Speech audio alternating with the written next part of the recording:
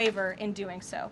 With that, I will open it up to questions, and we'll lead today with Isabel Brown, who is in our new media seat. She's a very popular face on television these days. She's built a great independent media podcast and platform with the Daily Wire, and I appreciate your being here, Isabel. Thank you for being here. Karoline, appreciate it and appreciate the briefing. Many Americans, in light of these recent events that you just mentioned, are starting to say that we are being invaded as a country, culturally and logistically, when it comes to immigration. And we know that immigration without assimilation is indeed invasion. So given the recent remarks from Vice President Vance on a college campus about dramatically reducing legal immigration to address some of this crisis, and President Trump's Truth Social post last week about individuals who may be non-compatible with Western civilization, are there any conversations happening or plans being made behind the scenes for the administration to implement at least a temporary immigration moratorium, for example, in light of what the American people might be calling for? So, Isabel, it's a great question. I think I spoke a little bit to the heart of your question in my opener there. I would add that the Trump administration has done more to limit migration, both illegal and legal, than any administration in history. And I'll just walk you through some of the actions that we have taken thus far. Number one, the Trump administration issued a travel ban for 19 countries, including Afghanistan, special immigrant visas, which is a legal pathway to get here, which we know many Afghans have utilized to come into the country, have now been paused since the tragic shooting last week. Refugee admissions were suspended for Afghans from this administration on day one, and refugee admissions into the country right now are essentially at zero, with the exception of Afrikaners fleeing persecution in South Africa.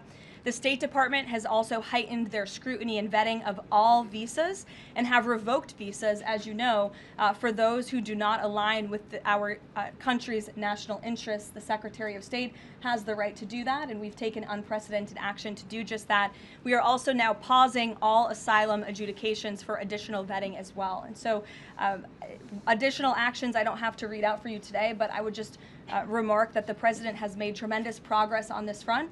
And it's why it's so crucial that we not only secure the borders, which the president did in record time. We have zero illegal aliens entering into the country month after month, but we also are taking a look at those who are already in the interior of our country and removing them if they are here illegally, and also taking a look at these visas. Again, having a visa in the United States is not a right, it is a privilege. And the Secretary of State, if you are deemed contrary to our country's foreign national interests, has the right to revoke that privilege. Thank you. Gabe. Thank you, Caroline. Excuse me. Regarding Venezuela, the president said yesterday that Secretary Hegseth had denied that second strike, that reported second strike on an alleged drug vote on September 2nd. The secretary said to the president that didn't happen. But to clarify, I just wanted you to clear this up. In his social media post, Secretary Hegseth didn't go into details about that strike. He just said U.S. operations in the area were lawful, and he said that the story and media reports were fabricated. So to be clear, does the administration deny that second strike happened, or did it happen and the administration denies that Secretary Hegseth gave the order? The latter is true, Gabe, and I have a statement to read for you here. President Trump and Secretary Hegseth have made it clear that presidentially designated narco-terrorist groups are subject to lethal targeting in accordance with the laws of war. With respect to the strikes in question on September 2nd, Secretary Hegseth authorized Admiral Bradley to conduct these kinetic strikes. Admiral Bradley worked well within his authority and the law, directing the engagement to ensure the boat was destroyed and the threat to the United States of America was eliminated. And I would just add one more point to remind the American public why these lethal strikes are taking place. Because this administration has designated these narco-terrorists as foreign terrorist organizations. The president has a right to take them out if they are threatening the United States of America and if they are bringing illegal narcotics that are killing our citizens at a record rate, which is what they are doing. And under the previous administration, there was enough fentanyl trafficked into our country to kill every American man, woman, and child many times over. And so that's why you've seen a drastic difference in this administration's policy with respect to the last, and it's one of the many reasons the American public reelected this president and support this Secretary of War in conducting these strikes. So to be clear, to clarify, Admiral Bradley was the one who gave that order for a second strike. And he was well within his authority to do so. And a separate question, the president several days ago said it was his intention to pardon the former president of Honduras. who was a convicted drug trafficker. And yesterday on Air Force One, the president said that if someone sells drugs in that country, that doesn't mean you arrest the president and put him in jail for the rest of his life. How is that different than what the administration is accusing Venezuela's Nicolas Maduro of? You're cherry picking the president's statement a little bit yesterday, as he also said yesterday the people of Honduras have highlighted to him how the former President Hernandez was set up. This was a clear Biden over prosecution. He was the president of this country. He was in the opposition party. He was opposed to the values of the previous administration, and they charged him because he was president of Honduras. There were some other egregious facts that came out during this trial, and I would encourage you to report on them. His court-appointed lawyer was only given 3 weeks to prepare for trial.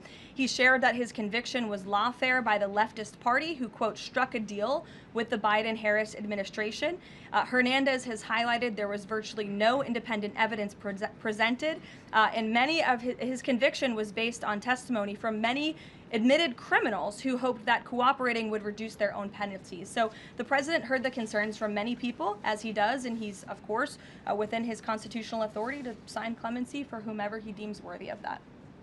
Jackie. Thank you, Karoline. Following up on Gabe's question, you said that the follow-up strike was lawful. What law is it that allows no survivors? The strike conducted on September 2nd was conducted in self-defense to protect Americans in vital United States interests. The strike was conducted in international waters and in accordance with the law of armed conflict. And then on this pardon for the Honduran president, does it at all undercut the administration's messaging while you have these congressional Republicans defending the strikes on the narco-terrorists and then a pardon for a convicted drug trafficker? Does that make it more difficult for your members to defend your administration's policy? I don't think so, Jackie. I think that President Trump has been quite clear in his defense of the United States homeland to stop these illegal narcotics from coming to our borders, whether that's by land or by sea. And he's also made it quite clear that he wants to correct the wrongs of the weaponized Justice Department under the previous administration. And Ouija, I'll call on you because I think we're wearing matching blazers today. I was going to Great compliment minds. yours. Thank you, Karoline. Sure. So just to be clear, to clarify on Jackie and Gabe, did Admiral Bradley order that second strike because there were still survivors after the initial strike? Again, as I read for you, Admiral Bradley worked well within his authority in the law. He directed the engagement to ensure the boat was destroyed and the threat of narco-terrorists to the United States was completely eliminated. So was the initial order from Secretary Hegseth, everyone be killed, and did that come from President Trump? I saw that quoted in a Washington Post story. I would reject that the Secretary of War ever said that. However, the president has made it quite clear that if narco-terrorists, again, are trafficking illegal drugs towards the United States, he has the authority to kill them. And that's what this administration is doing. And can I Danny? follow up on the MRI? Because President Trump Sure. yesterday said that he would release the results of his MRI. Is that happening right now? It is happening right now. As part of, and this is a summary from the president's physician, and we will release it right now. I think my team has it teed up for all of you. I'll read it for you, and then you'll get it physically as well. As part of President Trump's comprehensive executive physical, advanced imaging was performed because men in his age group benefit from a thorough evaluation of cardiovascular and abdominal health. The purpose of this imaging is preventative, to identify any issues early, confirm overall health, and ensure the president maintains long-term vitality and function. President Trump's cardiovascular imaging was perfectly normal. No evidence of arterial narrowing impairing blood flow or abnormalities in the heart or major vessels. The heart chambers are normal in size, the vessel walls appear smooth and healthy, and there are no signs of inflammation or clotting. Overall, his cardiovascular system shows excellent health. His abdominal imaging is also perfectly normal. All major organs appear very healthy and well perfused. Everything evaluated is functioning within normal limits with no acute or chronic concerns. In summary, this level of detailed assessment is standard for an executive physical at President Trump's age and confirms that he remains in excellent overall health. Again, we will provide that to you. I think that's quite a bit of detail, and in the effort of transparency, the president promised it last night and we have delivered today. So there you go. Danny. Thanks, Karoline. Just going back to Venezuela, can you confirm that President Trump is going to be hosting a meeting of his national security team in the Oval Office today on Venezuela? And what are they going to discuss? Are they hoping to reach a kind of final decision on that? Out of the effort of transparency, I will confirm that the president will be meeting with his national security team on this subject and on many matters. He meets with his national security team quite often. He's the commander-in-chief. It's part of his responsibility to ensure that peace is ongoing throughout the world. I'm definitely not going to detail the specifics of a meeting between the president and his national security team that's taking place in the Oval Office, but I'm happy to confirm that meeting is taking place for you. Can you tell us, what's the position on whether U.S. troops on the ground is a possibility there? Is that, I know you've answered that before, but what's the current operative In status? Venezuela? I think my previous answer stands. There's many options at the president's disposal that are on the table, and I'll let him speak on those. Ed. The U.S. announced a trade framework deal with the United Kingdom on pharmaceuticals, where they will pay 25% more, and the savings theoretically will go back to American consumers. What guarantees are in that savings will in fact go back to the American consumer and not be sucked up by the company? I'm going to be honest with you, Ed. I'll get you the answer to that question after the briefing. So the American Rescue Plan, Sure. funded a number of universal income. Kush will get you that answer, right, Kush? My trade guy over here. The American Rescue Plan funded a number of universal basic income programs. Now Cook County, Illinois is extending that program into 2026 with $7.5 million of taxpayer money. What does the White House think about that? I'll also get you an answer on that after the briefing, Ed. 2 for 2. Go ahead. Sure. And then in the interest of transparency, does the White House support releasing the Department of Defense's video of those September 2nd strikes on those military boats? And also, separate topic on presidential pardon power. Why did the president commute the sentence of David Gentile recently? He was a private equity executive. He served 12 days out of a 7-year sentence. Prosecutors said he defrauded $1.6 billion with thousands of victims, including veterans, farmers, teachers. Why was he pardoned? To your first question, that's definitely not a decision for me to make. I would defer you to the Department of War. It's also probably a decision for the president himself to make.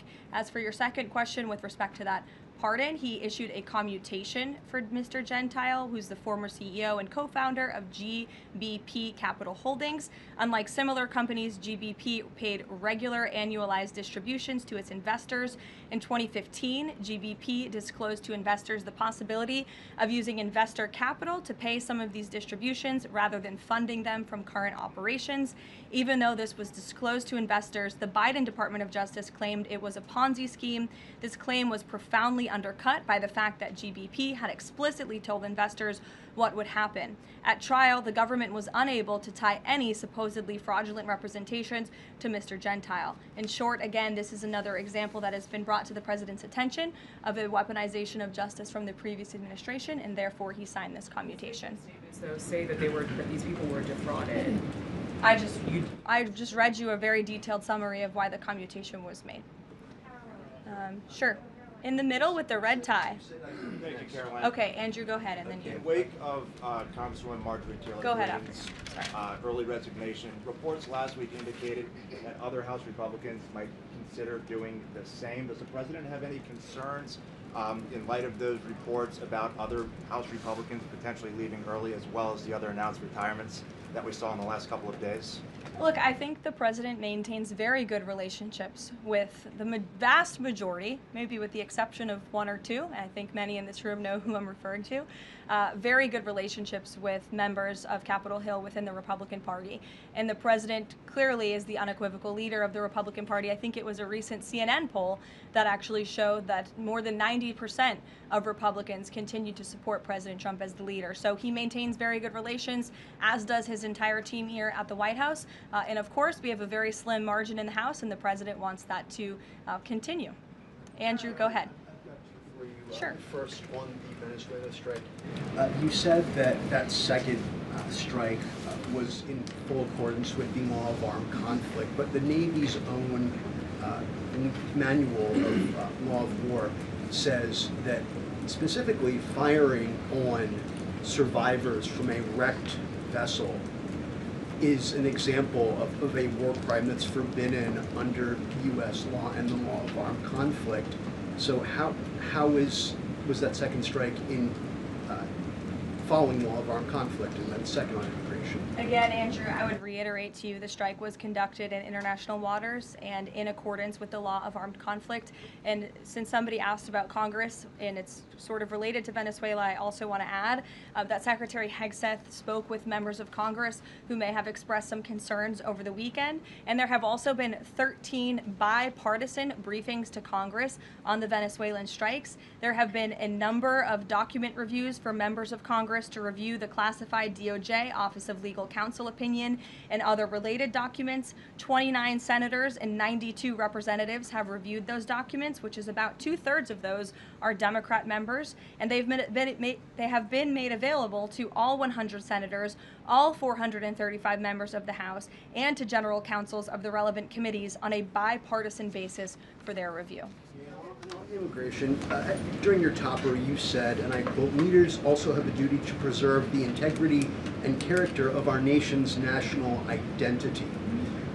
Can you explain what you mean by our nation's national identity and integrity and character, and how would refugees, people coming from war-torn places who are seeking a safe haven in America, like many of our forebears in this room, not add to our nation's integrity and character of our national identity? I'll tell you what does not add to our nation's character and integrity is refugees who come here under the alleged plight of asylum and fleeing persecution, and then come to the United States to abuse our system and rip off American taxpayers. And as I pointed out, the New York Times, to their credit, it was about 6 months too late, but they did write about how Somali immigrants in Minnesota have been ripping off American taxpayers. In fact, 86 people have been charged in a rampant and widespread fraud scheme spanning multiple programs in Minnesota.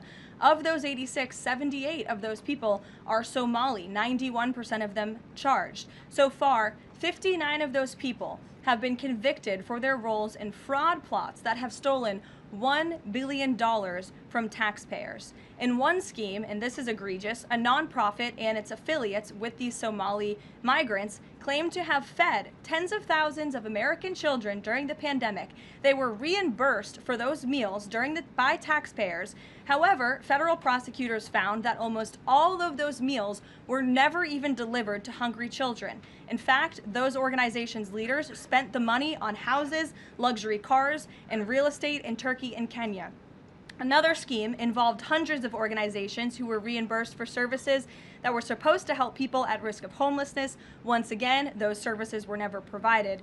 All of this has happened under Democrat leadership in a Democrat-run state, where these refugees, these migrants are coming to the United States. They are abusing our system. They are draining our resources that should be going to law-abiding, taxpayer-funded, tax-paying Americans. And this president is not going to put up with it anymore.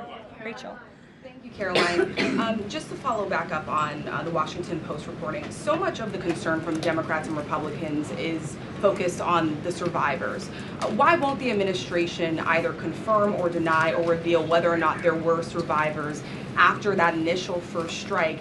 And what imminent threat would two survivors pose who were clinging presumably to the wreckage of that boat? Again, as I said, I think you guys are sort of not listening fully to the statement I've provided. Admiral Bradley worked well within his authority and the law, directing the engagement to ensure the boat was totally destroyed and the threat to the narco-terrorists to the United States was eliminated.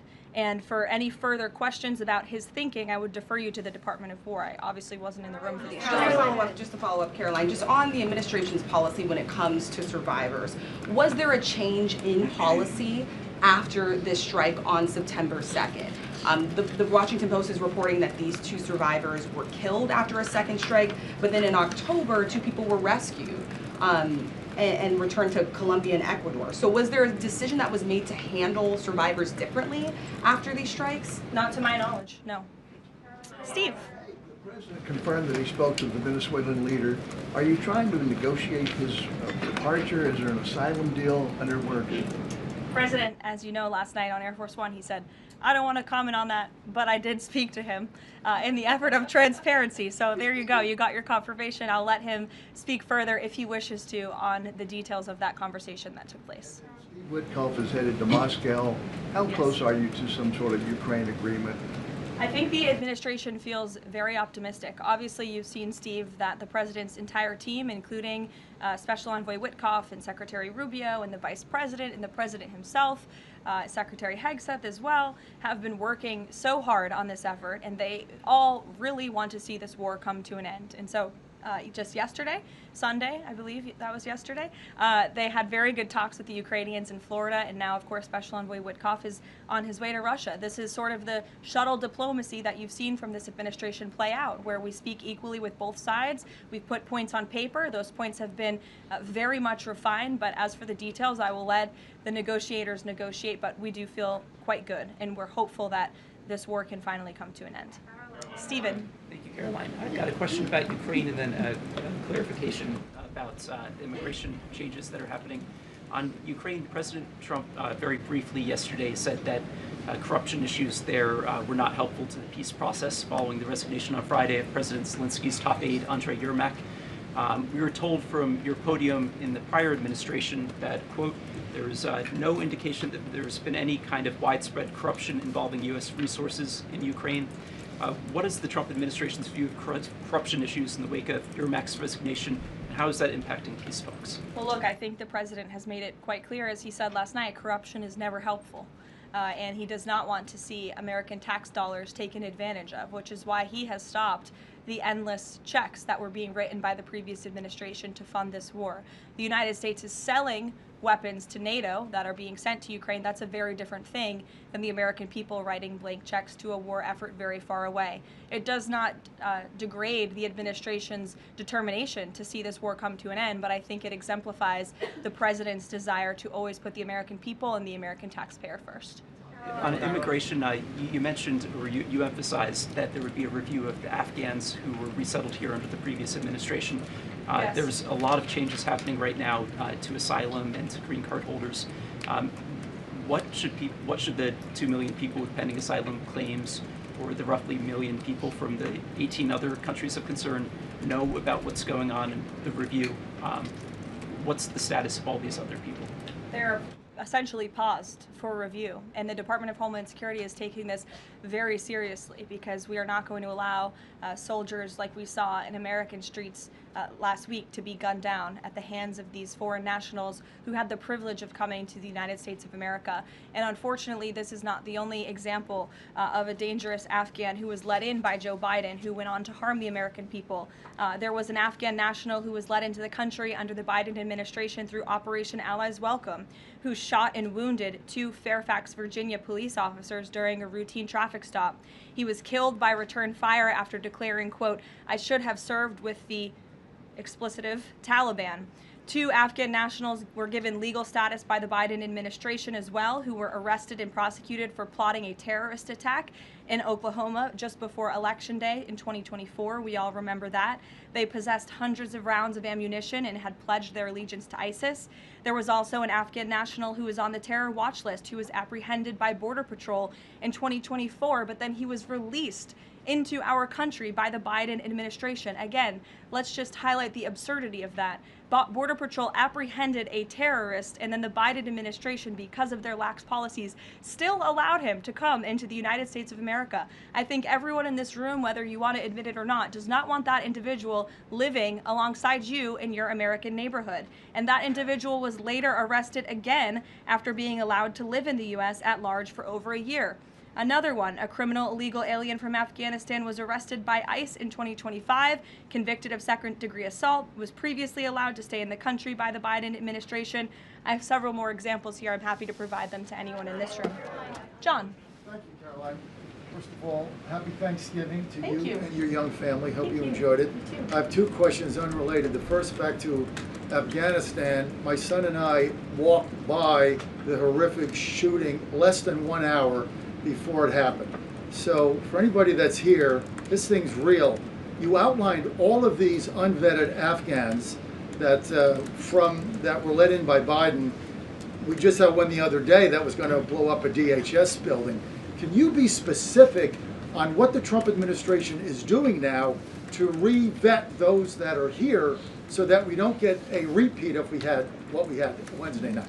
Sure. I can tell you two top-level things, and I would defer you to DHS for more of the specifics, as of course they are leading this effort, and I can assure you Secretary Noem is on the ball. I've spoken with her and her team, and they have an all-hands-on-deck effort to having resources go towards this. But we have paused all asylum adjudications, and then of course the special immigrant visas, which we know many Afghans utilize to come into the country under the Biden administration, have also now been paused. And I would just point out one more time that the Biden administration was responsible for the original sin that led to this tragic killing last week, the botched withdrawal from Afghanistan. He was responsible for Operation Allies Welcome, which is something that this White House and the people behind this podium in the last administration fully and wholeheartedly embraced. And they assured the American people there would be no risk or no harm to them. And as I just laid out for you in those many examples, that unfortunately and tragically has not turned out to be the truth. Just ask the families of these two brave National Guardsmen,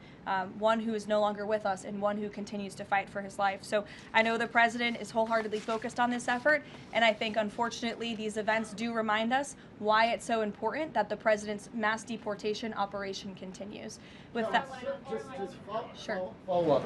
The White House today launched a new fake news portal, which I found interesting. What is your objective with that, ultimately? And are you going to name the news networks, and are you also going to name some of the correspondents, some which may be here today? Yes, we are. I'm glad you noticed. Much to the dismay of some of your colleagues in the room, John. And I think it goes to our original promise on day one to hold the media accountable, because unfortunately, and we deal with this all day, every day around here, there are so many fake stories that are unfortunately written that have inaccurate characterizations of meetings that took place, and it's all based on anonymous sourcing. And you know, the standard for journalism, unfortunately, has dropped to such a historic low in this country. And again, we deal with it every day, where you can have an anonymous source who has no idea what they're talking about, zero credibility, call up a reporter in Washington and say, hey, I heard this, and then the next thing you know, it's on the front page of the New York Times. It's really incomprehensible. We appreciate the journalists, some of those who are in this room who do reach out for comment, who try to get things right, and there are some that remain. But overwhelmingly, the fake news that we see pumped out of this building on a day-to-day basis, it's honestly overwhelming to keep up with it all, and to constantly have to defend against these fake news and these attacks. And I will point out one fake news story over the weekend before I let you all go, from the New York Times that took about 1/3 of the president's daily calendar and his daily schedule and said that he's doing less than he did in his first term, or he might not be fit for the job. That is unequivocally false, and it's deeply unfortunate that this story was written by the same outlet and the same reporter who wrote this: Biden is doing 100% fine after tripping while boarding Air Force One. Oh, same outlet, same reporter who wrote that President Trump is not fit for the job. Are you kidding me? You all see him almost every single day. He is the most accessible president in history. He is taking meetings around the clock. Another one. Biden declared, quote, healthy and vigorous after his first presidential physical.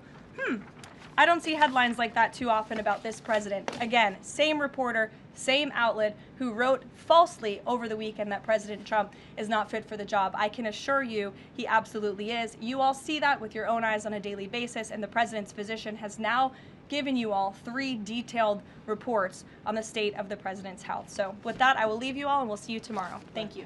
Thank you, Karoline.